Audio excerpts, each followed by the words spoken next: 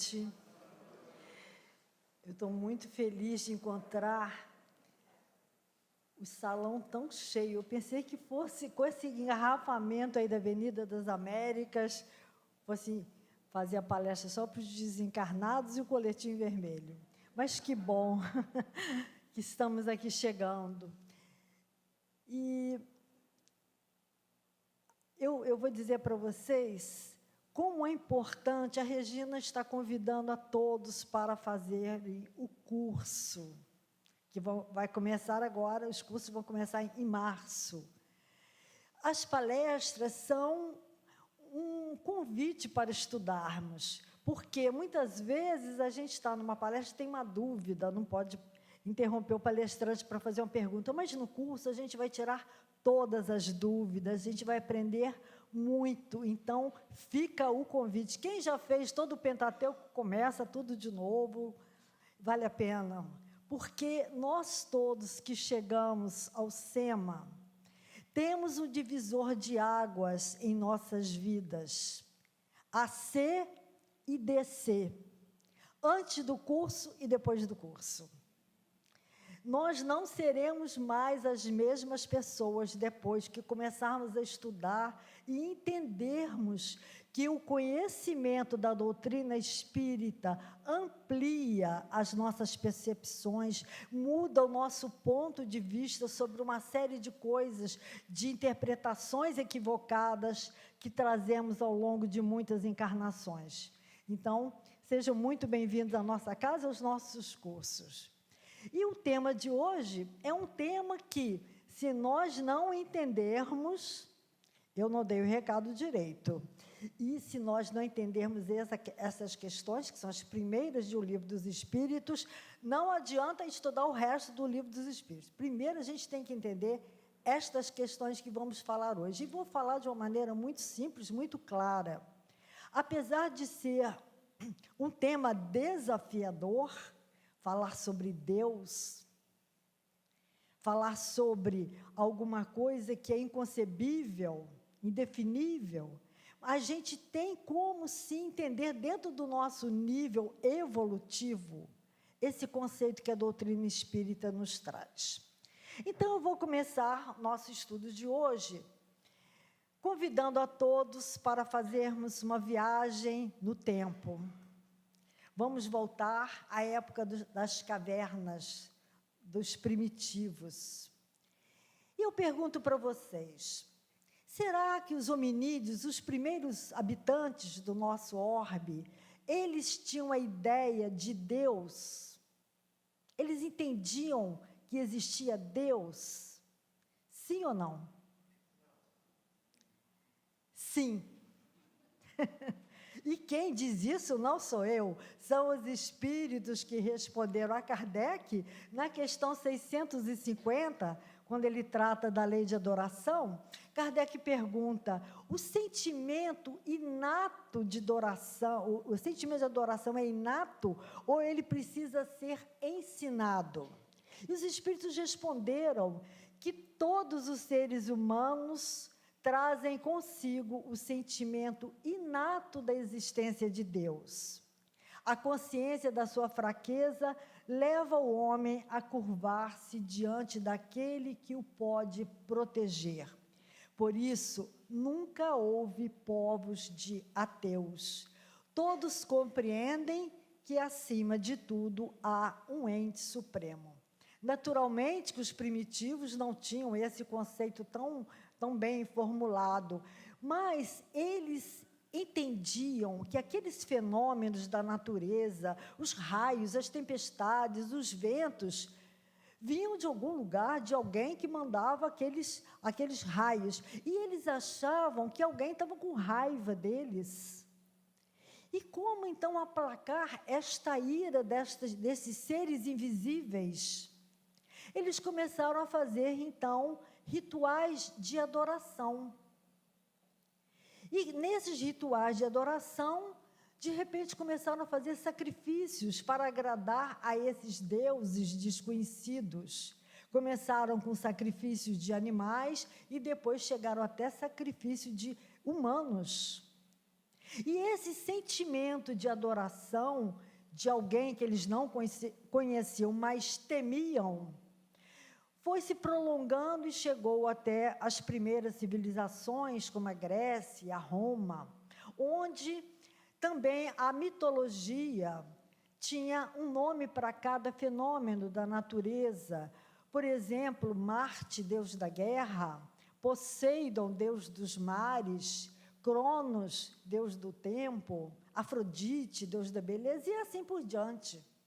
Então, o politeísmo começou a ter um fundamento e foi sendo uma herança para outras civilizações, como Roma, por exemplo, que também tinha o politeísmo, seus deuses, até outros nomes, mais os deuses. Porém, Moisés, 2.500 anos antes de Cristo, trouxe o monoteísmo. Ele mudou este conceito de Deus. Para conter aquele povo, naquela época ainda muito rude, muito ignorante, Moisés também, ele trouxe um Deus que era um Deus parcial, vingativo, colérico. Por que ele fez isso? Porque ele achava que as pessoas tinham que ter um medo, a dominação era através do medo. Então, Deus deveria ser temido e não amado. Jesus, então, veio trazer, como a segunda revelação divina, há 2000 anos, um novo conceito de Deus. Ele veio mostrar que Deus era Pai de amor, misericórdia e compaixão. E pela primeira vez chamou Deus de Pai. Deus deveria ser amado e não temido. Mas também Jesus sabia que não seria muito bem compreendido naquela época. Não existia o perdão, ninguém entendia o que era perdão, amar os seus inimigos, como assim? Então, Jesus, na última ceia, falou para os seus discípulos que pediria ao Pai que enviaria um outro Consolador, que nos ensinaria tudo o que ele disse de uma forma muito simbólica, metafórica, através de parábolas. E este Consolador nos explicaria tudo. E sim, esse Consolador veio no final do século XIX, que foi a terceira revelação divina, que é o Espiritismo. Então, o Espiritismo, o que ele fez? Ele desconstruiu aquela figura antropomórfica de Deus, como um velhinho de barba branca sentado numa nuvem, enviando recompensas para uns e punição para os outros. O Espiritismo veio nos mostrar que Deus não era um ser limitado e circunscrito. Então, ele nos apresenta Deus representado pelo infinito, aquele que não tem começo nem fim. Então, não foi por acaso que Kardec colocou na primeira pergunta, que é Deus? Ele não perguntou quem é Deus, porque o pronome quem, ele define uma identificação, uma origem, a natureza de alguém. Por exemplo, quem é Jesus? Jesus, filho de Maria e José, nasceu em Belém. Agora, que é Jesus? É um pronome relativo, que ele vai identificar, então, a qualidade, a atividade. Que é Jesus? E é o autor dos ensinamentos que vieram dar a mensagem de Deus. Então, que é Deus?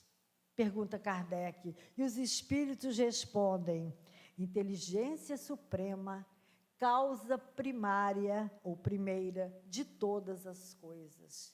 Então, essa resposta muda tudo. Mas Kardec quer saber mais. Na questão número 4, ele pergunta, onde se pode encontrar a prova da existência de Deus? E os espíritos respondem, num axioma que vocês aplicam nas vossas ciências, não existe efeito sem causa. Procurai a causa de tudo que não é obra do homem, e a vossa razão responderá. E depois acrescentam, Deus não se mostra, Ele se revela pelas suas obras. Olha só, tem lógica, tem lógica. Kardec nos convida a raciocinar. É só a gente examinar as obras da criação, a natureza, para a gente verificar a sabedoria, a harmonia, todo o equilíbrio do universo. Quem criou as plantas, os seres vivos? Quem determinou a lei da gravidade, a lei da atração, todas as leis da física? Alguma inteligência superior que não é o homem. Então, a existência de Deus não é apenas uma realidade comprovada pela revelação divina, mas também pela evidência material dos fatos. E, por incrível que pareça, ainda hoje encontramos pessoas que dizem que tudo aconteceu por acaso. Muitos cientistas têm essa teoria. Acontece que o acaso não existe. O acaso é cego e ele não pode produzir o que uma inteligência produz. E quem confirma isso foi o Dr. Cressey Morrison, diretor do Museu de História Universal de Nova York, um cientista, um famoso pesquisador, que ele publicou um artigo onde ele apresenta 7 razões científicas da existência de Deus. Esta palestra também é do Divaldo, ele fala muito sobre esse Dr. Cressey Morrison e eu estou compartilhando com vocês. Então, a primeira razão da existência, da prova da existência de Deus, disse Dr. Morrison, é a beleza do universo. Ele comparou inúmeros dados do nosso planeta, como, por exemplo, a distância da Terra ao Sol, a distância da Terra à Lua, a crosta terrestre. Todos esses dados, se fossem um pouco diferentes, alguns metros diferentes, a vida na Terra seria impossível. Porque as temperaturas seriam tão altas ou tão geladas que nós não conseguiríamos sobreviver aqui. Por isso eu creio em Deus, disse Dr. Morrison. A segunda razão, a vida. Como é que a vida acontece? Nunca ninguém conseguiu reproduzir num laboratório uma folha sequer. Se nós examinarmos bem, tudo é planejado meticulosamente para que aconteça da forma que acontece. E é interessante que Lavoisier, quando falou no universo nada se cria, nada se perde, tudo se transforma, nada se cria porque tudo já estava criado quando nós chegamos aqui. Quem pensou? Alguém pensou, por isso eu creio em Deus. A terceira razão, o instinto dos animais. Muitos animais, como o salmão, a enguia, a tartaruga, quando chega a época da desova, eles voltam ao mesmo local onde eles nasceram, mesmo que para isso eles tenham que nadar milhares de quilômetros pelos mares e oceanos.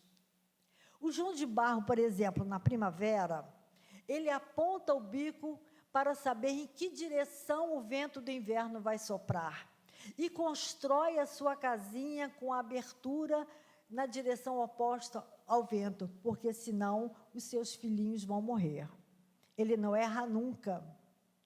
Por esta razão eu creio em Deus. A quarta razão, os genes e os cromossomos. Todos nós somos o resultado de genes e cromossomos. Ali está a humanidade inteira. A cor do cabelo, a cor dos olhos, o caráter, a personalidade, as emoções. Quem criou os genes e os cromossomos que determinam a individualidade de cada criatura? Por isso eu creio em Deus. A quinta razão, o nosso corpo. O nosso corpo é uma máquina perfeita, jamais foi reproduzido em laboratório. Cada órgão funciona no automatismo inteligente para que a vida aconteça.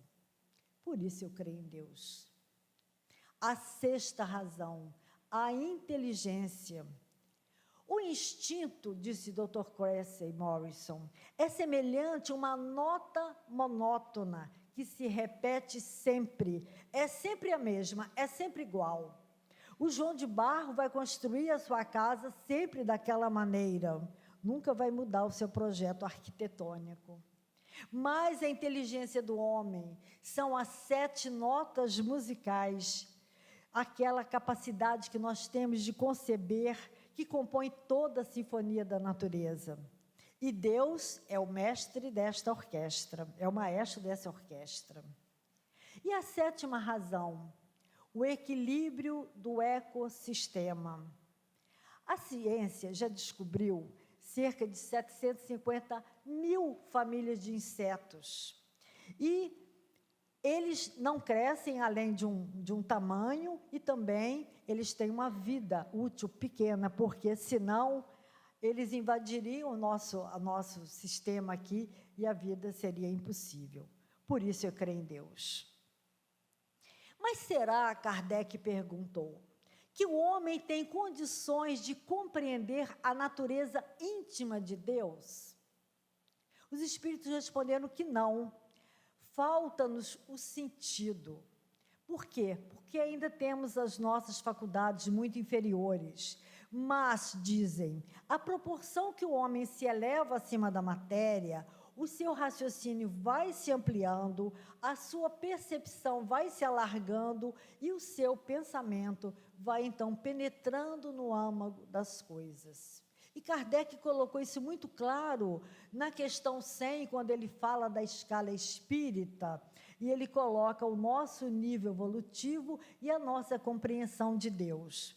Então, na terceira ordem, que são os espíritos imperfeitos, nós temos a intuição de Deus, mas não compreendemos bem. Já na segunda ordem dos espíritos mais evoluídos, os espíritos bons, diz Kardec, eles já compreendem Deus e gozam da felicidade pelo bem que fazem e pelo mal que impedem. E na primeira ordem, que é dos espíritos puros, que já chegaram ao topo da escala evolutiva, como Jesus, estão em comunhão direta com Deus. Por isso, Jesus disse, eu e o Pai somos um. No livro A Gênese, capítulo 2, Kardec dá faz uma comparação muito interessante dessa nossa evolução, desse nosso entendimento sobre Deus, quando ele diz o seguinte, as imperfeições nossas são como um nevoeiro que encobrem uma montanha, onde não se tem uma visão muito clara do que existe lá no topo, lá em cima. À medida que os espíritos vão alcançando patamares mais elevados em sua evolução, é como se eles estivessem subindo esta montanha, e onde o nevoeiro vai ficando mais rarefeito e vai aos poucos se dissipando, até que, quando alcançarem o topo da montanha, não terá nenhuma nuvem, o céu estará inteiramente limpo. Eles terão uma visão inteiramente clara do sol. Assim, a criatura, ao se aproximar do Criador. Mas o entendimento de Deus não ficaria completo sem aquela questão que Kardec traz logo a seguir, que são os atributos de Deus. É o infinito de suas perfeições. Então, Deus é eterno, nunca teve princípio nem terá fim. É outra coisa que a gente não entende. Ele é único, não existe outro Deus.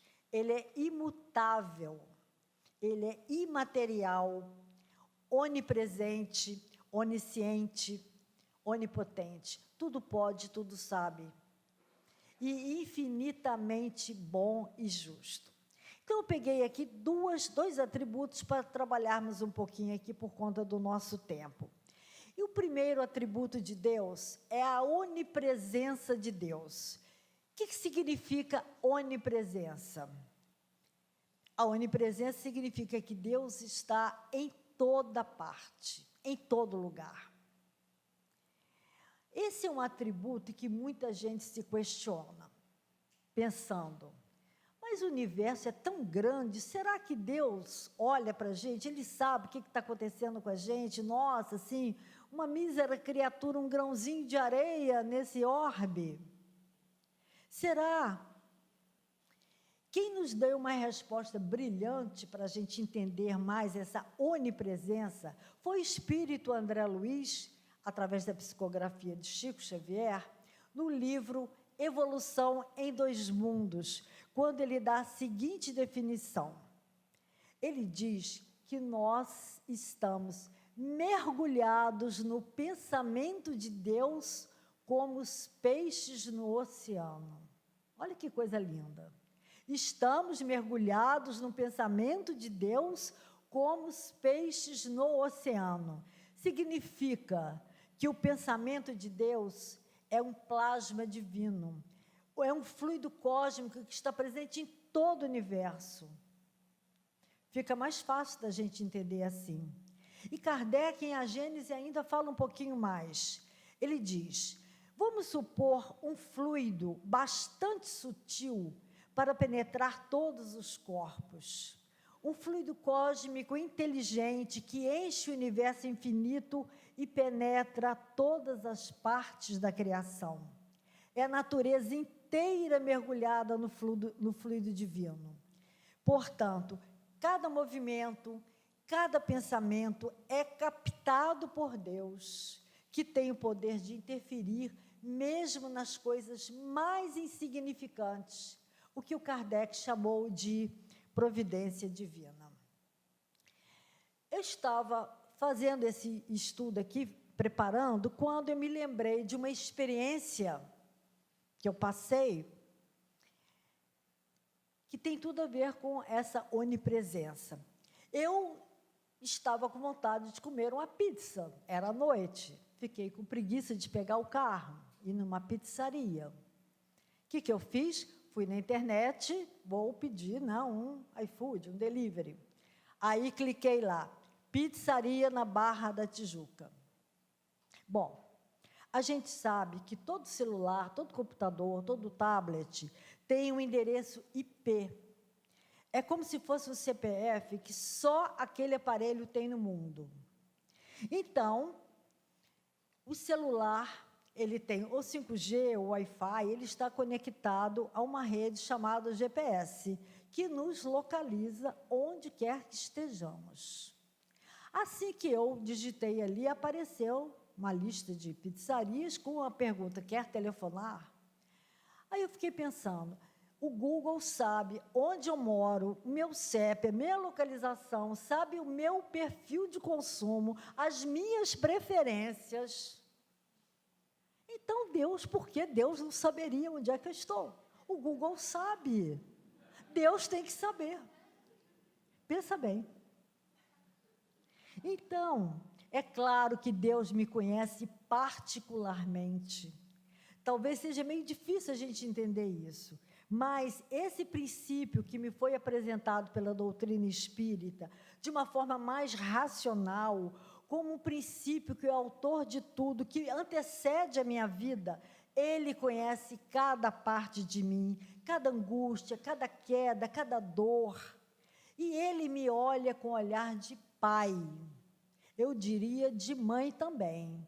Pai, Deus é pai e mãe. Mas interessante que não foi preciso nem uma tecnologia, nem telefone, nem internet de banda larga, nem Wi-Fi, para o rei Davi, 1000 anos antes de Cristo, ter este mesmo insight sobre a presença de Deus em toda parte e dentro de si mesmo. Quando ele compôs o Salmo 138, que está no livro de Salmos. Este livro de Salmos era um livro de música dos judeus. E Davi, das 150 músicas que tem ali, ele foi o autor de 105 músicas. Imagino que Davi estava num daqueles seus dias de profunda meditação, procurando se inspirar para escrever a música, e ele entrou num estado de êxtase e vivenciou uma experiência maravilhosa. Ele ficou tão impactado, tão maravilhado com a sua descoberta, que ele escreveu um poema intitulado Senhor, eu sei que tu me sondas. Alguém já ouviu, já leu esse salmo, já ouviu essa música? O coral, nosso coral daqui canta. E se a Regina quiser cantar a primeira frase, quando eu falei aqui, ela começou a cantar. Eu não me atrevo porque vocês vão jogar tomate em mim, eu sou super desafinada. Senhor, eu sei que tu me sondas. O que significa sonda? Sonda é aquele aparelho de perfuração de poços petrolíferos, né? Que se usa para procurar petróleo em grandes profundidades, no mar, na terra, porque os olhos humanos não conseguem alcançar. Sonda também é aquele exame que a gente faz, né, para ver lá dentro, colonoscopia, endoscopia, aquele aparelhinho com aquela câmera lá dentro, para ver se a gente tem algum problema. Senhor, eu sei que tu me sondas. É exatamente isso que Davi queria dizer. Deus é a sonda que vai até o nosso mais íntimo. Ele sabe tudo que se passa conosco. Ele está presente em cada célula do nosso corpo. Conhece cada pensamento, cada sentimento e cada emoção. Olha que lindo o salmo, é pequenininho, eu vou ler para vocês. Senhor, eu sei que tu me sondas e me conheces. Sabes quando me sento e quando me levanto. De longe percebes os meus pensamentos. Sabes muito bem quando trabalho e quando descanso. Todos os meus caminhos são bem conhecidos por ti. Antes mesmo que a palavra me chegue à língua, tu já a conheces inteiramente. Senhor, tu me cercas por trás, pela frente, e pões a tua mão sobre mim. Tal conhecimento é maravilhoso demais, está além do meu alcance. É tão elevado que não posso atingir. Se eu subo até o céu, sei que ali também te encontro. Se o abismo está em minha cama, sei que ali também me amas. Lindo, né? Senhor, eu sei que tu me sondas. Mas na nossa pequenez, nós não acreditamos muito nisso. Nós temos dificuldade de perceber esse Pai, que é um amor abundante, que nos conhece de uma forma íntima e pessoal. Mas por que esta incredulidade? Por que nós duvidamos da presença de Deus em nossas vidas? É porque ainda trazemos cristalizado na nossa mente aquela concepção de um Deus que nos foi apresentado muito distante, como se fosse uma autoridade inacessível. Sabe quando a gente quer falar com um rei, ministro, presidente, diretor, presidente? Como é que a gente faz? A gente primeiro tem que passar pelos assessores. A gente não consegue chegar lá, não? Direto. Aí os assessores vão ver se a gente tem condições de nos encontrarmos com o chefe. Então, assim que nós nos sentimos, às vezes, na presença de Deus. Eu vou fazer uma prece para o meu mentor, porque Deus não vai me escutar. Não é assim? Então, é assim que nós nos sentimos na hora que a dor bate na nossa porta. Quando estamos passando pelo sofrimento, achamos que Deus nos abandonou. Quem sou eu, uma mísera criatura nesse imenso universo? Então, a gente apela para o mentor. Mas é nessa hora que nós estamos sendo testados na nossa fé. É nesta hora que nós temos que saber se a nossa fé é ainda aquela fé vacilante de quem construiu a sua casa sobre areia, que vem a tempestade e derruba a casa. Ou a nossa fé já é aquela fé robusta de quem construiu a casa sobre a rocha, e vem o vento e vem a tempestade, e a casa está ali firme. Tem uma história muito interessante, muito bonita, de um voo que o avião, de repente, entrou numa turbulência e começou a sacudir, os passageiros ficaram apavorados, começaram a gritar, vou morrer, vou morrer. Todo mundo ali desesperado. E no banco da frente tinha um menino de uns 8 anos, calmo, tranquilo. Depois que o avião saiu daquela turbulência, voltou tudo ao normal, alguém perguntou para o menino, você não ficou com medo, não? Por que você ficou tão tranquilo? Ele respondeu, meu pai é o piloto deste avião. Então, meus irmãos, Deus é o piloto das nossas vidas. Vamos entender isso? Quando a tempestade chega, quando a turbulência chega, nós precisamos nos lembrar disso. Ele é o comandante do universo. Então, por que temer? Vamos então para o segundo atributo de Deus. Soberanamente justo e bom. Infinitamente justo e bom. Significa que Deus não pode ser 1 milímetro, 1% mal. Então, eu vou perguntar para vocês.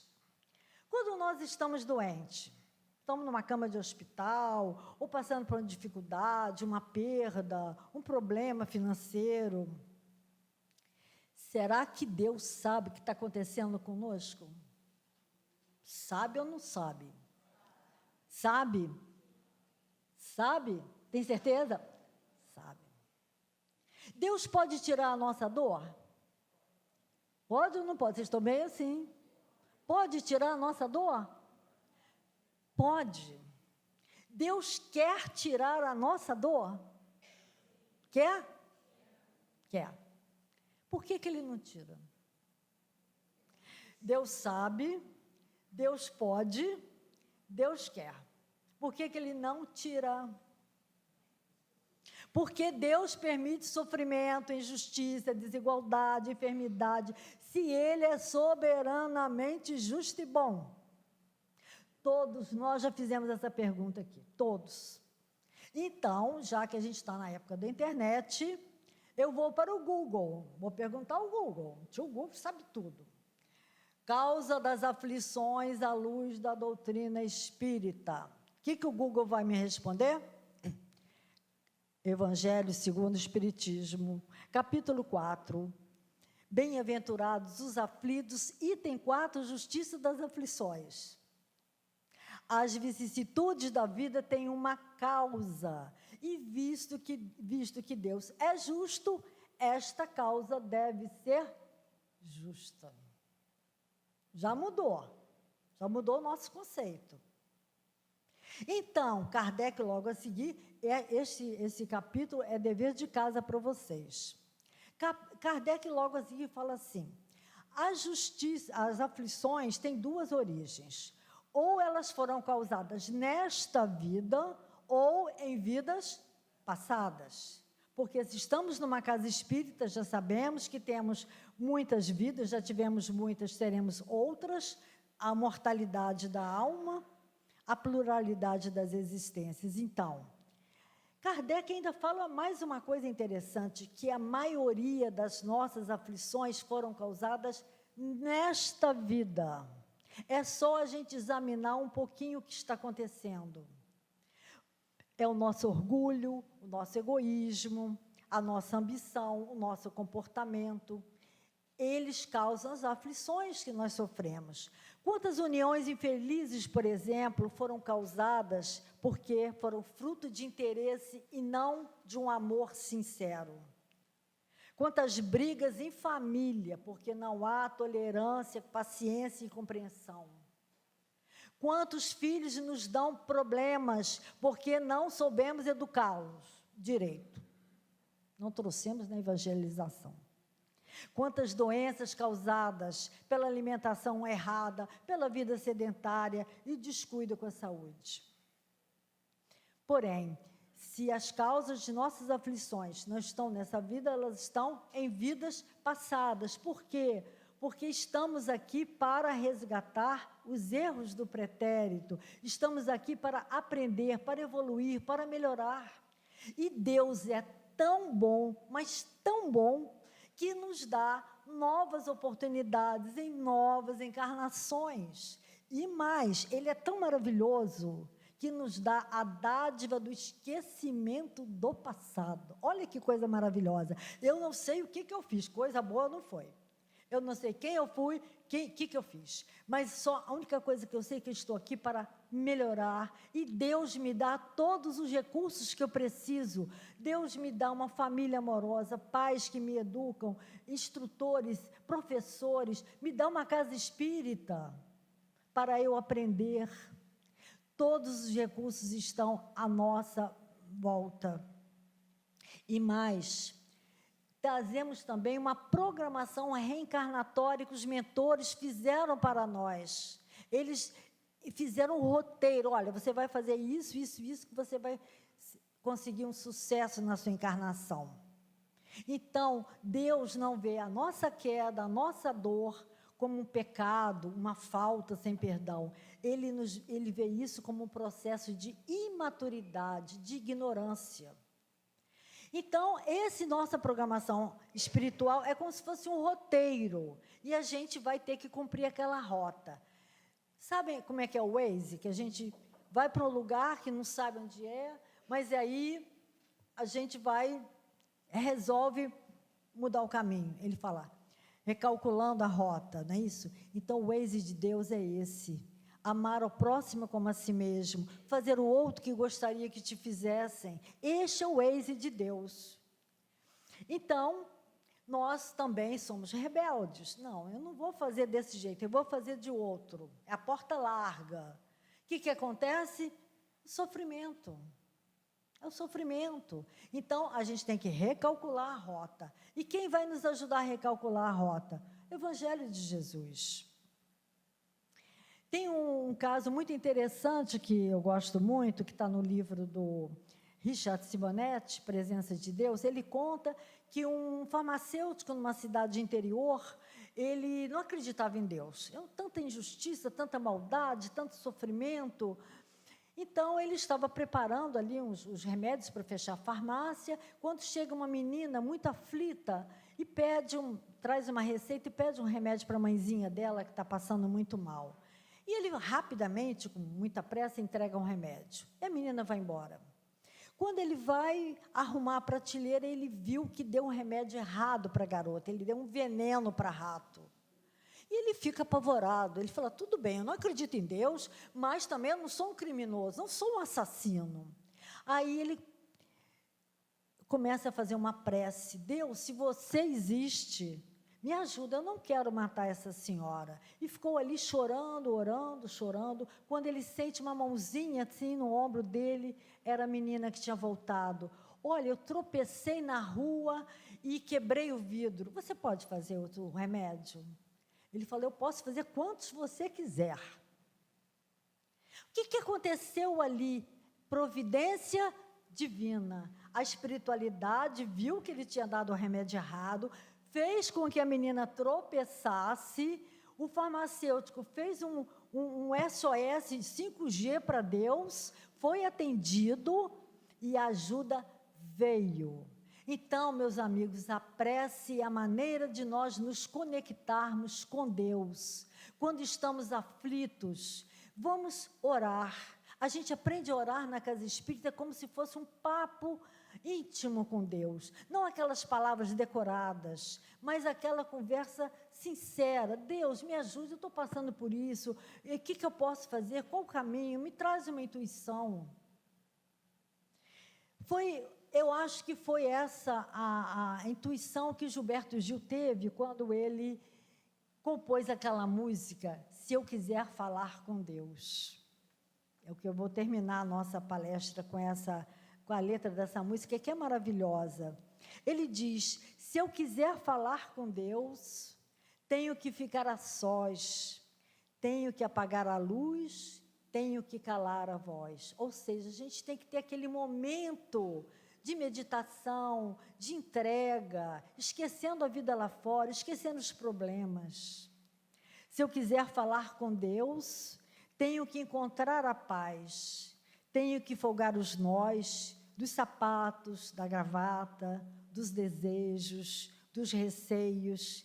Tenho que esquecer a data, tenho que perder a conta, tenho que ter mãos vazias, ter a alma e o corpo nus. Precisamos, então, ser inteiros, 100%. É um momento de entrega, sem cobrança, sem barganha, sem promessa. Se eu quiser falar com Deus, tenho que aceitar a dor, tenho que comer o pão que o diabo amassou, tenho que virar um cão, tenho que lamber o chão dos palácios, dos castelos suntuosos do meu sonho, tenho que me ver tristonho e, apesar de um mau tamanho, alegrar o meu coração. Se eu quiser falar com Deus, tenho que me aventurar, tenho que subir aos céus sem cordas para segurar a confiança. Tenho que dizer adeus, dar as costas, caminhar decidido pela estrada, que ao final vai dar em nada, nada, nada do que eu precisava encontrar. O que é que eu penso encontrar se eu quiser falar com Deus? Que o reino de Deus está dentro de mim, não ali no templo ABC. Deus está dentro de cada um de nós. É esse o recado que eu queria passar para vocês. Que tenhamos a certeza absoluta de que tudo que nos acontece é pela permissão de Deus. Se não aconteceu, não seria o melhor para nós. Então, eu quero terminar esse nosso papo com uma saudação que os hindus e os budistas fazem, e também nas aulas de yoga, a gente faz no início e no final. Namastê. O que significa namastê? É uma saudação. O Deus que mora em mim saúda o Deus que mora em você. Namastê para todos vocês. Boa noite e muita paz.